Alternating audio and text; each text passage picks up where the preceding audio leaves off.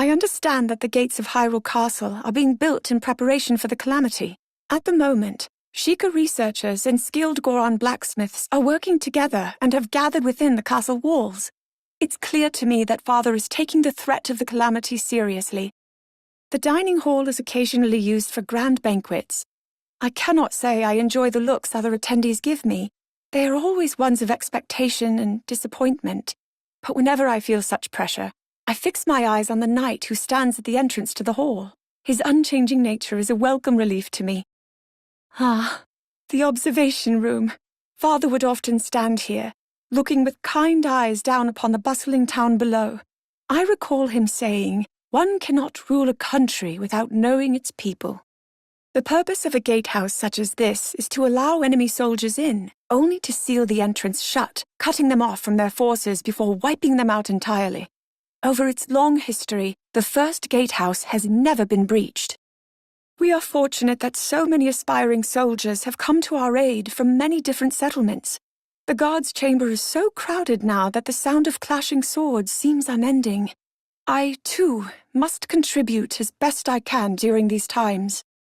If the sturdy iron bars are any indication, those who are brought to the lockup must have committed weighty crimes. I don't believe it's been in use for a very long time, so the guards who would normally stand post here have instead been sent to watch over the castle. I've heard the docks were originally built as an escape route for emergencies. Now, instead, it serves as a bustling hub for merchants and fishers. I've not seen that large brazier lit before. I wonder if there is a reason for it. Books from all around Hyrule live here in this library. As such, it is a critical place for conducting research, but Father has forbidden entry. Guards are on constant watch just outside the entrance, so, for now, it's best to enter using the hidden passage from the docks. The throne room sits at the center of the castle and is the site of many official events. Father would take the throne to the left, and Mother, the one on the right. Her throne remains unchanged and untouched since her passing. Days begin and end with the toll of this bell. Typically, it is heard throughout the castle and the town below. In the event of an emergency, however, its tone rings loud and clear all through Hyrule. Despite the lovely bed prepared for me here in my room, I cannot remember the last time I was able to sleep the night through. I suppose it's to be expected. If what was prophesied holds true, there is little time left. This place was originally used as a watchtower, but I've repurposed it into my own study. It's perfect for conducting my studies away from Father's prying eyes. At the moment, I'm learning about ancient relics, as well as the preservation of endangered species. Among the many overlooks, this is my favorite. I remember spending time with Mother here. Back then, Father still laughed, frequently. I wonder if the day will come when we can laugh together like that again. Beyond the moat bridge lies a prison where those who have committed grave crimes are sent. Ever since I was small, I have been forbidden to cross here. The origin of the dragon's blood tree's name is unknown. At one time, the water from the surrounding mountains flowed into a network of rivers on this plateau. Perhaps the water itself was likened to bleeding, the network to blood vessels, and over time, it came to be associated with dragons, thus the current name. It has been decided that we will investigate ancient Sheikah ruins in preparation for the calamity. The entrance to the Royal Ancient Lab, which we were forbidden from opening, now stands open. Things such as blueprints still remain, and Purah and Robbie have been absorbed in reading them, sparing no time for sleep.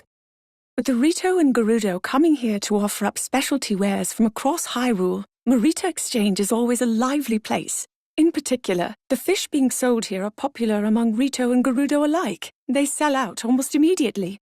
I've been told the people of Sirin's stable just moved here, hence the many wooden boxes all around. Originally, stables were started up by nomadic people who would host travelers. It seems the tents at these stables are a relic of such times.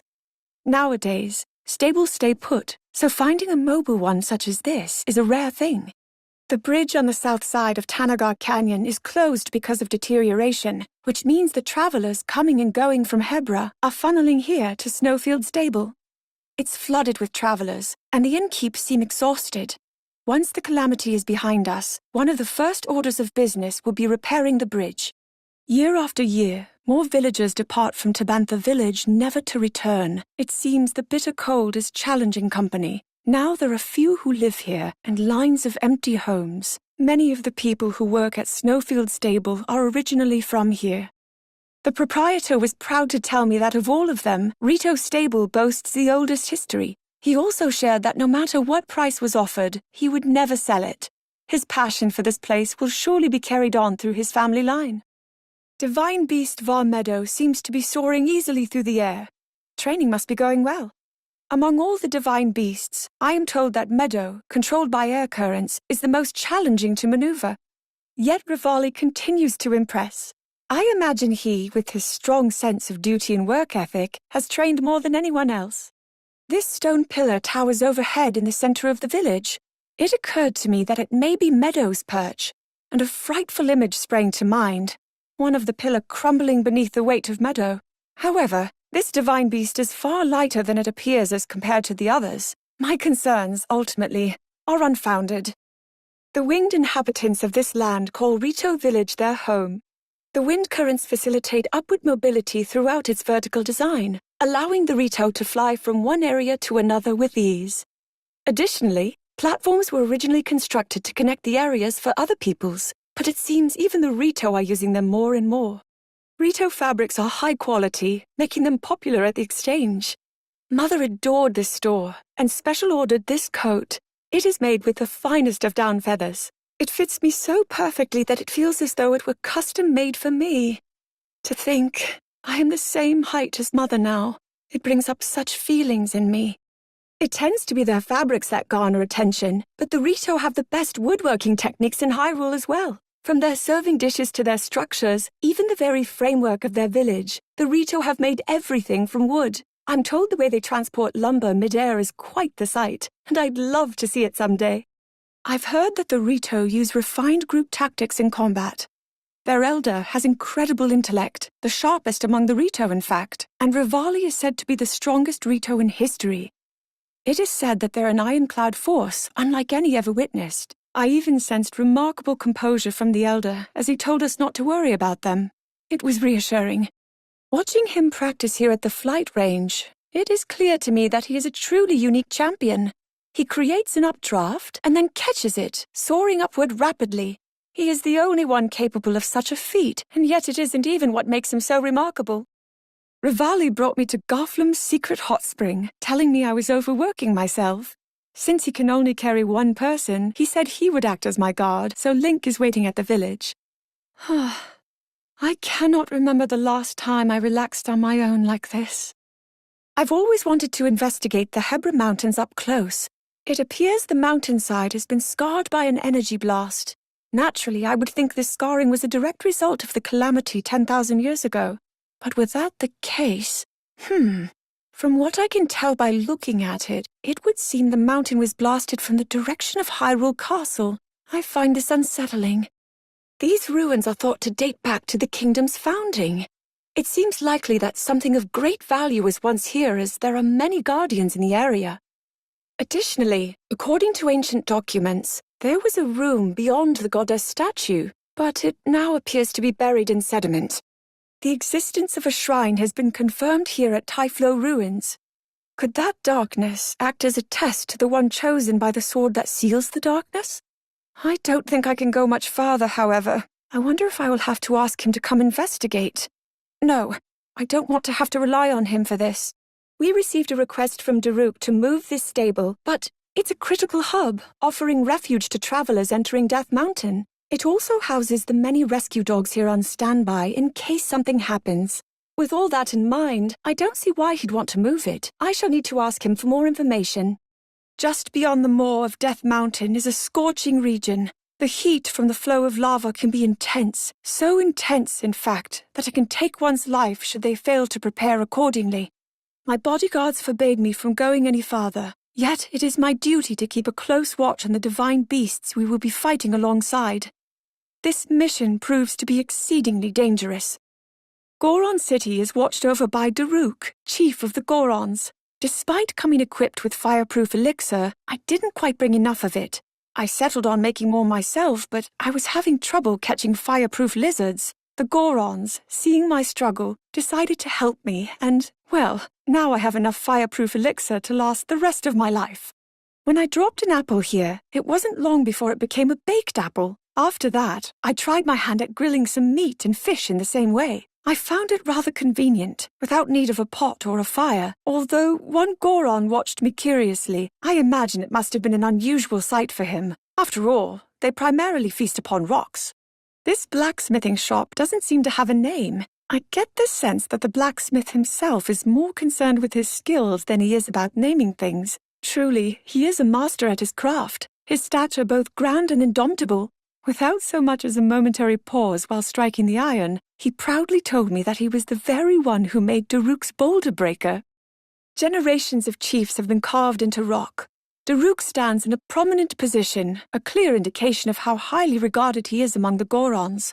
It's such an incredible carving, but Daruk never mentions it. Perhaps he's a bit embarrassed. Camouflaged as rock, divine beast Varudanya was concealed in Death Mountain. Then the flow of lava shifted, and Rudanya appeared.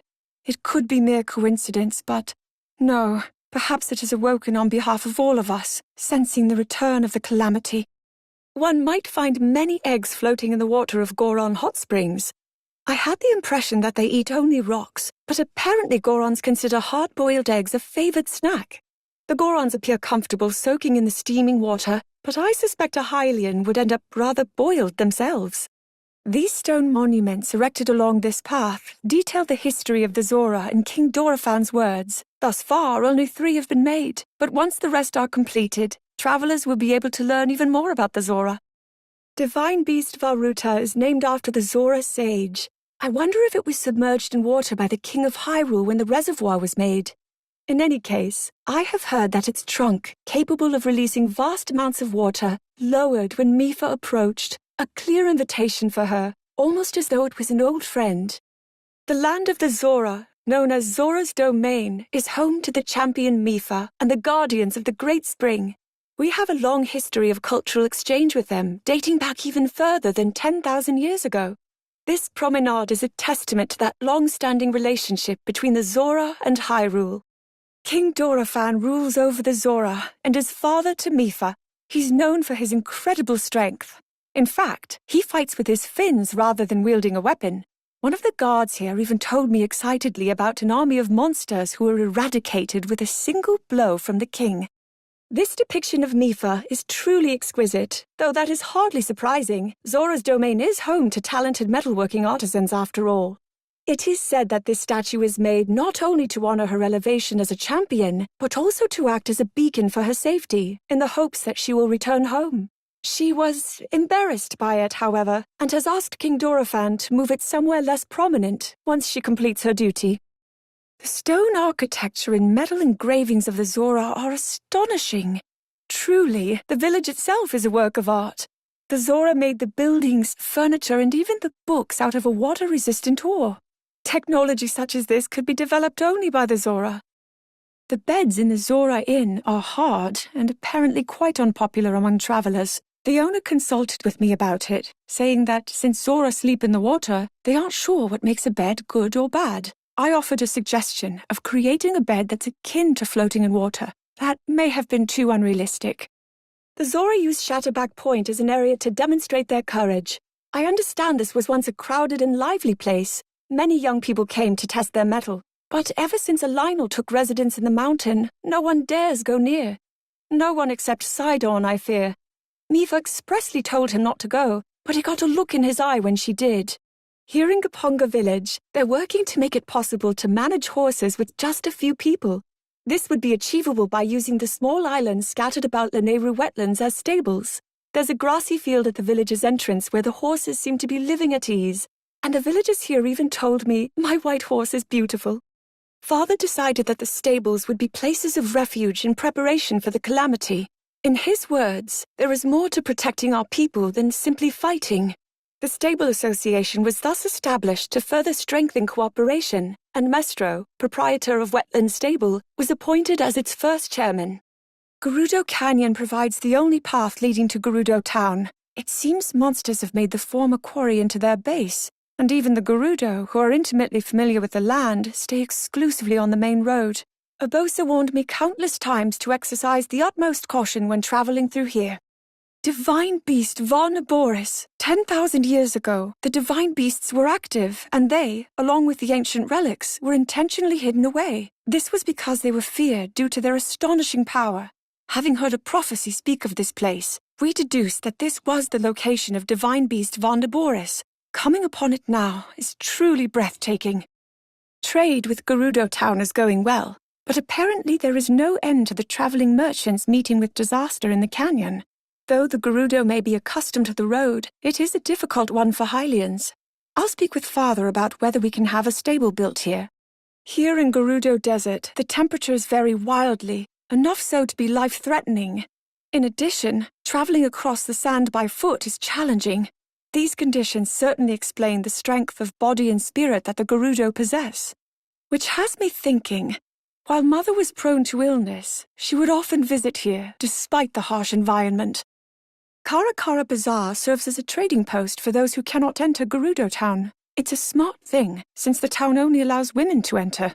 Urbosa warned me to be on alert for the Yiga clan here, but I cannot imagine they would attack in a place as crowded as this. She worries a bit too much. Gerudo Town is ruled over by Urbosa, and is also the largest oasis in the desert. The buildings look as if they were carved out of large boulders. Quite sturdy indeed. When your home is a desert with numerous dangers, having strong walls is a sure way to stay safe. Chief Urbosa has made the decision to offer the Gerudo support in subduing the calamity. She and I have been close friends for a long time now, but the conversation leading to this decision was the first time we spoke as formal representatives of our people. She is as transparent as always in her motivations, to protect those she cares for. And this is also why she is so trustworthy. The sand seals, which I understand to have evolved from an aquatic creature of some kind, reside only in Gerudo and move through the desert as if swimming. The Gerudo use them as a means of transportation. However, they are quite difficult to handle. Without Urbosa's training, I might never have been able to maneuver one. Among other things, the Gerudo are known for their craft in jewelry. They consider the gems used in their jewelry as talismans, absorbing both sunlight and moonlight, which cleanses evil. As such, they wear the jewelry as much as possible. Even Urbosa's shield and knife have been crafted by a jeweler rather than a blacksmith. The Noble Canteen's famous cocktail is known as the Noble Pursuit. Gerudo preparing to seek the vow of their dreams drink it for good luck. I wanted to partake in one, but was told that I'm not ready for it yet. The North Gerudo ruins are the largest in all of the desert. Based on the sizable quarry and numerous ruins scattered about Gerudo Highlands, it appears that Gerudo Town was once quite large. I've heard that this area of the town was destroyed by a rampaging Molduga employed by a tyrant, but it is merely a theory. There have been accounts of dragon sightings since ancient times. I have been traveling to places related to these accounts in hopes of receiving the dragon's blessings, but so far I've had no luck. It seems many of the rumors are little more than folklore. As such, I thought that people were likely mistaken about seeing a dragon here in Gerudo Highlands. But the way the snow has been disturbed, it does appear as though a sizable creature moved through it. Perhaps this is the dragon's path. Urbosa has requested the construction of a new stable. The Gerudo often leave the city to travel when they come of age, so she asked for the stable to be set up near the entrance to Gerudo Canyon so they can prepare for their journey. This seems like just the right location for such a place. Normally, a stable is named after the area it's built upon, but this one sits upon a boundary. I wonder what it will be called. The area around Sanadin Park is a vast grassland, making it Hyrule's finest habitat for horses. The white horses of the royal family have been bred for generations, but I heard that the very first generation was born here. Apparently, there are still white horses around this area. There are only 2 cherry blossom trees in Hyrule. They have been referred to as the Father Tree and Mother Tree. I imagine this is because the cherry blossom trees are sometimes worshipped for their supposed ability to purge evil spirits. Satori, who is said to live on this mountain, may be a protector of Mother Tree, sent by Father Tree. This is the center of Castle Town, otherwise known as Central Square. The fountain area is crowded with people and vendors. It's always so lively. The mood and scents here sometimes cause a wave of nostalgia in me, reminding me of the flower crown Mother bought me here when I was little. Hyrule Cathedral. When I was small, I used to imitate how Mother prayed when she came here. I should have watched her more closely. Or, no, perhaps instead, I must find my own prayer. This is a sacred place. Once, Daruk suggested I recreate a ceremony believed to have been held here in the past, the knighting ceremony, for the one wielding the sword that seals the darkness. It did not go well. Abosa tells me I should look the knight in the eye, rather than looking at the sword. But whenever I try, I simply can't. It is said that Hyrule Forest Park began with a single tree planted by the first king and queen of Hyrule. Since then, a tree has been planted each time the throne is succeeded, and now they make up this thriving woodland. Though it is small, this settlement is the oldest in the land. Named after the founding king of Hyrule, there are various theories regarding the specificity of that name. Some believe that it was the king's residence, others that it was a village of his most ardent supporters, and yet others claim it was the birthplace of the Hylian queen. Ultimately, I'm not sure even the villagers themselves know the true origins of the name. The proprietor of Woodland Stable was deeply moved by how beautifully ornamented Mother's horse was, and is now studying techniques for adorning them himself. He even braided my horse's mane to match my own braids. Mother's care for horses lives on in this way. It fills me with joy to see it. Great Hyrule Forest is a sacred place where spirits reside. Only by following the wind's guidance can a traveler make their way through. The guidance is only offered up to a chosen few by the spirits themselves. Those who do not receive this blessing of wind will quickly find that they are right back where they started. It's easy to see how this grove came to be called the Lost Woods. When I heard Father announce that the knight chosen by the sword that seals the darkness was Link, I felt anything but calm inside. Whenever I hear that name, an anxiousness sets in. Even more challenging are my feelings of envy toward him. I wonder if there will ever be a day when I can look him in the eyes. The great Deku tree watches over the sword that seals the darkness. I also view this tree as a mentor, in a sense. When the knight was chosen to wield the darkness-sealing sword, I felt nearly overcome by my feelings. But the great Deku tree offered me words of wisdom in that moment, encouraging me not to give up and that I had my own path to follow. Those words provide comfort to me still. In Hyrule, there are a number of large decaying trees that are likely over 1,000 years old, not unlike this tree stump. There is a legend about this tree in particular that says it was inhabited by a dignitary spirit. I, too, sense something important from this tree. An archaeological survey will soon take place here, so I cannot wait to hear about their findings. Hyrule Castle was here on the Great Plateau in ancient times and is still under the protection of the kingdom. Father has decreed that the people are free to worship at the Temple of Time. Barring that, however, only the royal family may enter here. I imagine that is because the royal family still has many connections to this area. Royal princesses have a sacred power which is claimed to have been passed down generation after generation. In fact, the lineage traces all the way back to the first queen, when Hyrule was founded. The ritual at the Temple of Time falls upon the princess to carry out. But do my prayers even reach the goddess when my powers have yet to awaken? Many ancient relics of the Sheikah were considered dangerous and were therefore entombed in darkness by the king of Hyrule long ago. In particular, the Shrine of Resurrection was considered especially dangerous, as it controls people's fates. It was kept under close watch by the royal family. Now that recent investigations into the divine beasts have revealed that this shrine was built in preparation against the calamity, however, we should move forward with its study. Past this gate is a snowy landscape, cold enough for one to freeze there. The area is a place where heroes can test their skills, but the landscape is clearly not a natural phenomenon. Perhaps some ancient technology we have yet to learn about is being used here. From here, you can see the Great Plateau, or rather, Hyrule itself. At the castle, we are king and princess, but while here, we were father and daughter. It was in this place that I learned about everything from paragliders to cooking. I still remember the feeling of the warm doublet Father wrapped around my shoulders. There are many gaps in this mountain hut, and even the rope holding the logs together seems dubious. It is far too shabby for a hunter's cabin. I didn't enter. The hut seemed it may collapse at any moment, so I was unable to identify the owner. It should probably be dismantled before someone gets hurt.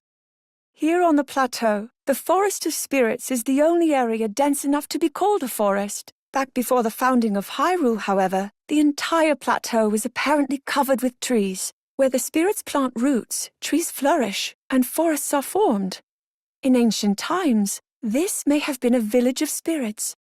When I first saw a hot-footed frog at Hopper Pond, I couldn't take my eyes off of it. I came here every day to observe it. Mother's face grew stiff when I showed her the frog, though she never expressed outward disdain for them. She probably didn't want to speak poorly of something I liked.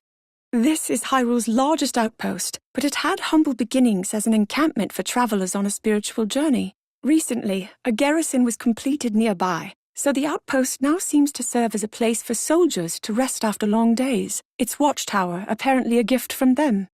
In addition to protecting the castle, it has become necessary to deploy our soldiers all across Hyrule. Outpost ruins are being temporarily used as military bases. The fountain at the center of Hyrule Garrison looks quite out of place, but it serves as an area of respite for the soldiers. Mabe Village boasts the largest farm in all of Hyrule, with more animals than villagers. From making hay to processing milk, it's clear when something has come from Mabe Village, and the villagers take pride in that fact. The captain of Arcalis Citadel was quite proud to tell me how its defenses are even more fortified now, with the brand new cannons installed. He also detailed how the bridge at the entrance is a simple structure which can be quickly removed in case of enemy advancement. It's clear why the citadel is considered impregnable. There are ruins scattered across Tauren Wetland. It would appear this place was once a settlement. I imagine the village may have been abandoned due to the inhospitable nature of the wetlands here. The soil is so damp that it would prove challenging to build on. At Pura's urging, South Arkala Stable was built. It seems she gave the stable owners many sheep to celebrate the opening, so now the grounds are filled with them. There are more sheep than there are horses here. I have to wonder, why sheep?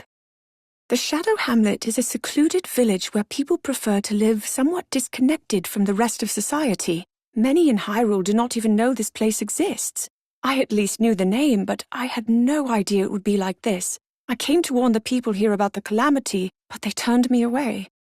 This is the spring where Din, goddess of power, is worshipped. Once she was one of the three goddesses, alongside courage and wisdom, but it is said that faith in her dimmed due to power being seen as a symbol of the Demon King. The terrain around the spring is complex and covered with roughly chopped trees, suggesting this place was once used as a training site of some kind. The buds are swelling and look as if they might bloom at any moment. These flowers submerged beneath the surface of the water have been considered prophetic since ancient times. Their blooming is said to herald natural disasters. Perhaps they sense the evil spirit of the calamity. It's called a lighthouse, but my understanding is that it was built as more of a watchtower. But to watch over what, I wonder? Beyond here lies Lomé Labyrinth Island, home to ancient ruins shrouded by mystery. Even approaching the ruins proves challenging. Some scholars posit that evil spirits are trapped there. Perhaps this lighthouse served to watch over the island? I'm probably overthinking it. A goddess statue stands alone in the center of a large basin here. The ground is loose due to water saturation. The surrounding area probably collapsed, leaving this space behind. Perhaps the goddess statue is enshrined here as a means of preventing further damage. Although, I wonder, is this place instead protected because of the goddess statue's presence? I have heard that the giant fossil in Bottomless Swamp was once worshipped by cultists who considered it the Demon King from ancient times. It is said that their blasphemous words against the goddess summoned evil spirits, turning the water impure and changing the very shapes of the rocks to ominous forms. Now it serves as a den for monsters, so setting foot inside is not possible. The Highland Stable. This area of vast green lands is home to people skilled in horse handling. Here, horseback archery is a popular pastime. Even Link has admiration for these people's talent in horsemanship. There was a time when boars were worshipped as symbols of power. However, I remember reading in literature that the Demon King took the form of a boar and that, upon learning this, people came to regard them as evil. I checked around this entire area, and all the stone boar statues show considerable damage. I have come to the spring countless times since I was young to receive the protection of Furore, goddess of courage. Despite that, my sealing power has yet to be awakened, but soon I will turn 17. I'm certain that if I train on Mount Lanayru, that will change things. Here at Lakeside Stable, the jungle is dense, and much of the land remains undeveloped. I'm confident that there are many new discoveries to be made in such a place. There are even rumors of an unidentified creature of some sort, but I hear the harsh weather conditions are such a deterrent that even researchers keen to learn more hesitate to travel here. The cove here in Lurelin village is so lively with its many boats. Even before anyone recognized who I was treated with hospitality and warmth. The villagers served me a dish with an exquisite, vibrantly colored fish. You cannot find such a fish anywhere around the castle. Everyone here is so cheerful and kind. Spending time among them, I was able to forget the current hardships, even if momentarily. I'm told the houses of Lurelin village were built by shipwrights, so they're as sturdy as ships. Perhaps that is a tradition among fishing villages. The head of the village told me, however, that there are fewer and fewer shipwrights these days, and it may be challenging to rebuild if the existing homes were destroyed. Ah, the goddess statue of Lurelin village. Here she is worshipped as the guardian of fishing. She has been enshrined in this location to keep watch over the docks. The villagers provide offerings of their catches each day. I noted a rather large pile of fresh fish and crabs placed at her feet. Occasionally, while out fishing, the fishers will find treasure chests that have sunk into the ocean floor. They enjoy playing a game wherein they attempt to guess the chest's contents. Everyone who plays takes the game quite seriously, as the rules include that guessing correctly means that person keeps whatever is inside the chest. Cape Cressia is commonly referred to as Demon King's Claw, but nobody seems to know the origin of that name. Areas where evil spirits gather occasionally experience unique topographical shifts. I find myself wondering if this is such a place. I convinced a fisher from Lurelin village to take me to Eventide Island by boat. I've heard this island served as a final training ground for monks. I wonder what kind of rigorous trial awaited them here. Now, however, the island is overrun by monsters. I had no choice but to abandon going ashore. Tuft Mountain is a destination for many mountaineers. It's also known as the Matchmaking Mountain. The custom is to climb in total silence, and upon reaching the top, pray as the sun dips below the horizon. I set out to climb the mountain myself, but I was stopped by Link, who observed how very steep it is. Personally, I feel he was being overly cautious. Dea Lake is artificially created. It is said that long ago there was a great drought that threatened to dry up Lake Hylia, so Dea Lake was created as a reservoir just in case. The name Dea stems from the name of the village that the lake has flooded.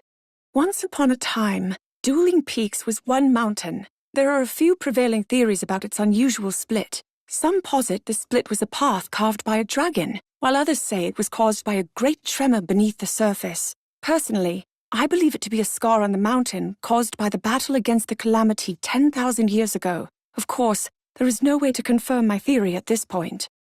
Though it is a fort by name, Fort Hateno was originally a checkpoint for travelers. It's clear it hasn't been in use for some time. I can see areas where the structural integrity is in question. If we repair it now, while we are able, it may serve as an outpost for soldiers. It seems a useful repurposing as the calamity approaches. Peace reigns supreme in Hateno village. It's easy to see why, with all the farmland. Yet they have little sense of the impending crisis of the calamity. Perhaps the best measure is to increase the number of soldiers at Fort Hateno. Or perhaps not. No.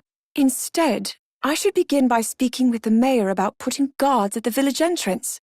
There is a sign out front that reads Ventest Clothing Boutique, though this is partially covering the sign's original wording, East Wind.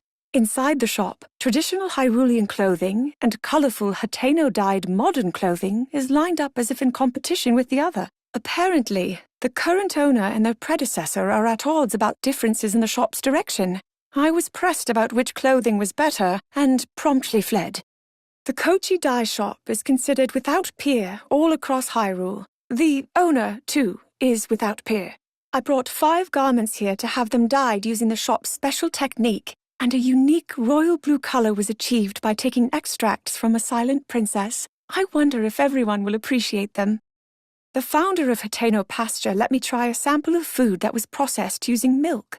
The subtle texture and mild flavor was so enjoyable that I couldn't stop myself from eating quite a bit of it. I asked to see the recipe, but unfortunately the handwriting was scrawled in such a way that I couldn't make out a single word. The mayor lamented struggling to find a buyer for this vacant home due to the distance from the village centre. I do recall Pura wanting a place where she could devote herself to research without any prying eyes. The view from here is, as ever, unchanging. This place is one of the few I know that remains constant. Am I weak for feeling relief at that? I've heard stories that if you want to cut ties with someone or something, chanting their name while crossing through the middle of the pond will do precisely that. The pond's shape resembles a heart, and I wonder if the path in the center was created as more and more people walked it, compacting the soil. I hope that malice never forms here. The horned statue. People have long detested it, obscuring its name to history. No one remembers its origin. Its face has a sad expression, almost as if it's saying it doesn't belong here. For generations, the Sheikah have lived in Kakariko village. The town has been their refuge ever since they were banished from Hyrule. Their advanced technology was viewed as a threat. The village itself is nestled in the mountains, as an intentional hiding place. I imagine it feels as a haven to them. Impa will be the next elder. I am thrilled to see her take up the mantle. At present, she is the royal advisor, however, and is responsible for the internal investigation of the divine beasts. As such, she implored the current elder to wait until her work with the investigation is complete, after which she will officially step into her new role. The researchers here are hard at work raising ornamental carp. They were inspired when they saw a beautiful fish called the mighty porgy that lives in the sea to the south. They tell me they're breeding rare carp that were born with mutations. This frog statue is the guardian of travelers, though I don't believe anyone knows why it's a frog specifically. It is fascinating that a group as technologically advanced as the Sheikah would still believe in such symbols of good fortune. Maybe it somehow relates to when the Sheikah splintered after a disagreement regarding the royal family. A symbol of hope to one day reunite, perhaps? The people of Kakariko village cherish plum trees as a symbol of Sheikah history. Rejoicing that a dear friend had been blessed with a baby, Impa planted one such tree and ended up covered in mud in the process. It was her wish that her friend's child would end up healthy and happy. Kotera is worshipped as the goddess of the land, and the villagers' offerings to her tend to be vegetables rather than rupees. It sounds like she's been less lively due to a decrease in rupee donations lately. Self-sufficiency is taking root in Kakariko village, so perhaps fewer people see the value in rupees. Purifier Lake is used for cleansing prior to visiting Mount Lanayru for worship. It is a very sacred place, so there are detailed steps which must be followed here. I cannot visit yet because I'm not old enough according to custom. That said, I have practiced the steps many times in preparation for when that time comes. I'm sure I will manage just fine, but perhaps I will practice just once more. This is the spring where Nehru, goddess of wisdom, is worshipped. Those younger than 17 lack wisdom and are forbidden from entering the mountain. Today, all I can do is look up at it, but tomorrow, I climb Mount Lanayru. If my sealing power doesn't awaken... No, it will. I'm certain it will be fine.